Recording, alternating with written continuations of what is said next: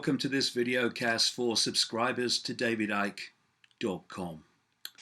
Well, I'm going to talk today about a piece of land occupied, at least in 2013, be less now, by 22 million people.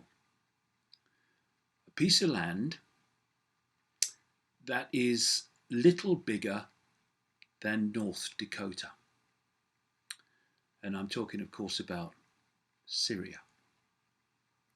Now, in that country of less than 22 million people now, and little bigger than the size of North Dakota, I'd like to make a list. We have America bombing, France bombing, Turkey bombing, Israel bombing, Kurds attacking, US backed, armed and trained rebels bombing and attacking. We have ISIS bombing and attacking. We have Iran having a military presence there. And now we have Russia starting to bomb that land this week. Very much in the not too distant background is China. And of course we have the psychopath that is David Cameron, absolutely desperate to get the British Air Force involved also in bombing this land.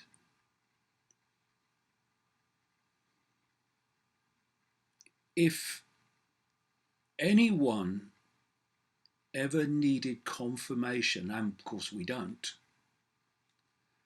that we live in a lunatic asylum, then the events of Syria are the confirmation. Does anyone really think that all this is going on? All these countries involved, all this bombing, all this death, destruction, suffering, and refugee creation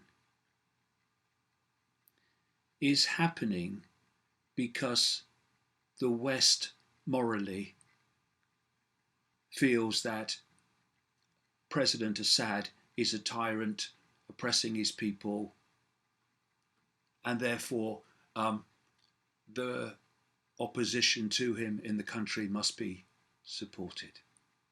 Does anyone really believe that? The idea that the United States and Britain alone have any interest whatsoever in the oppression of people, when the British Empire and the American Empire, that is but not named, have spent centuries oppressing people all over the world for their own economic benefit and accumulation of power. They could not give a damn about what is happening in Syria in terms of oppression of the people or whatever else they claim. We have a situation where one of the greatest oppressors of humanity on the planet, Saudi Arabia, which executes someone on average about every 2 days at the moment, is part of the coalition to stop oppression in Syria.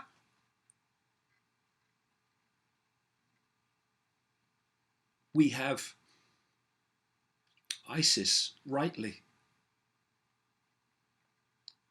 vilified and condemned for the horrors of beheading as a tool of trauma and control and terror.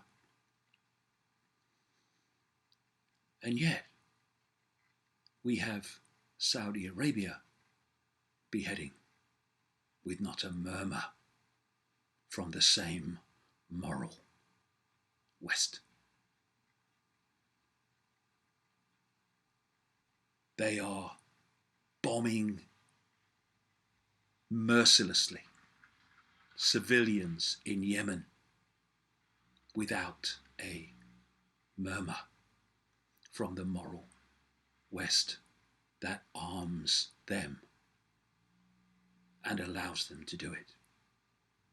So, it's pretty bloody clear that the cover story of "We must help the people of Syria" is a load of fricking bollocks.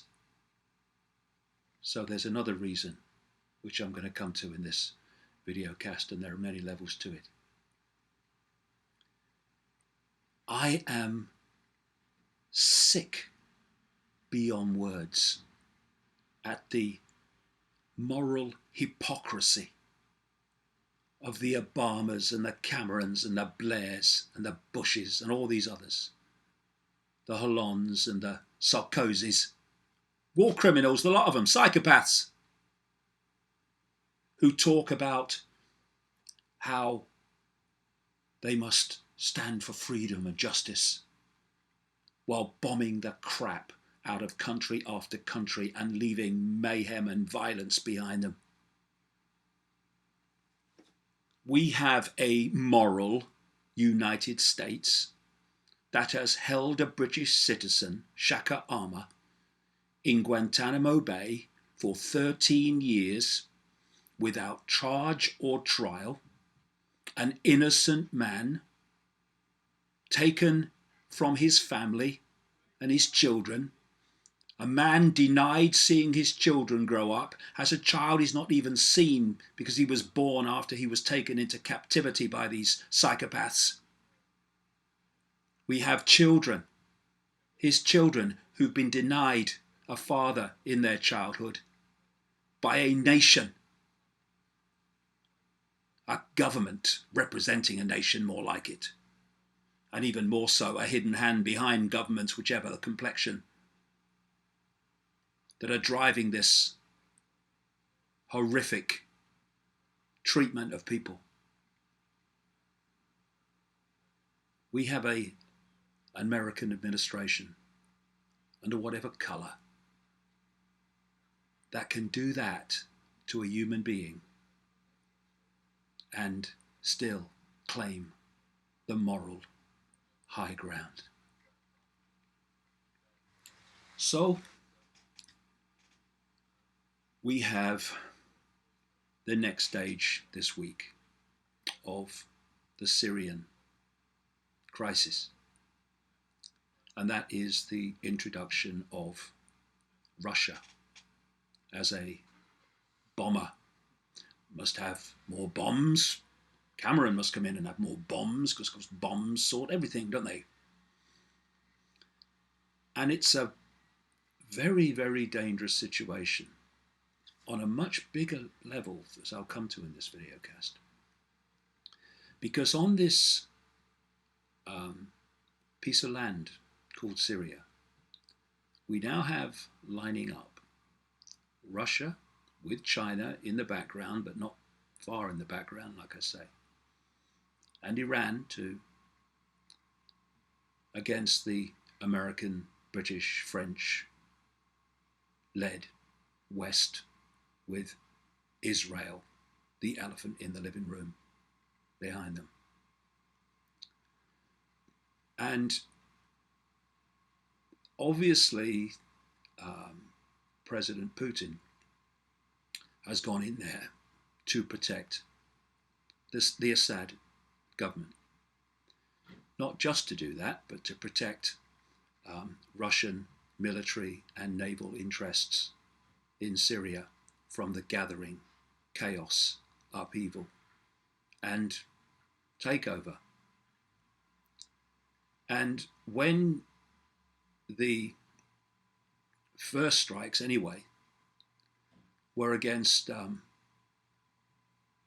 what people are not calling ISIS, but opponents of the Assad government, well, that all makes sense because Russia well know, and it's becoming more and more accepted,